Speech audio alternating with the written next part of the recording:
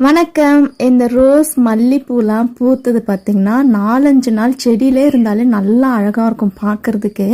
பறிச்சிட்டோம் அப்படின்னா அன்னைக்கே வாடிடும். அதனால் நான் அப்படியே செடியிலே விட்டுருவேன். இன்றைக்கி சம்பா ரவையில் உப்புமாவும் தேங்காய் சட்னி தான் செய்திருந்தேன். இதே மாதிரியே நம்ம சாமை, வரகு, திணை இந்த சிறுதானியத்தில் நம்ம உப்புமா செய்து சாப்பிட்லாம். வெயிட் லாஸ்க்கும் நல்லது, சுகர் இருக்கவங்களுக்குமே ரொம்ப நல்லது.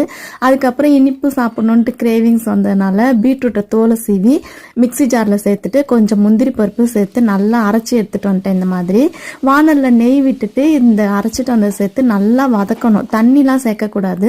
அதுக்கப்புறம் ஏலக்காய் பொடி, கொஞ்சம் நாட்டு சர்க்கரை ஒரு 2 ஸ்பூன் அளவுக்கு சேர்த்து நல்லா வதக்கிக்கிட்டே இருந்தோம்னா சூப்பராக நமக்கு பீட்ரூட் அல்வா ரெடி ஆகிடும். நமக்கும் கிரேவிங்ஸ் போயிடும். இனிப்பு சாப்பிட்ட மாதிரி இருக்கும், ஹெல்த்தியாக சாப்பிட்ட மாதிரி. பசங்களுக்குமே இது கொடுங்க, சூப்பராக சாப்பிடுவாங்க. அதுக்கப்புறம் இன்னைக்கு வாக்கிங்கும் போயிட்டு வந்துட்டேன். சேனலையும் சப்ஸ்கிரைப் பண்ணிடுங்க.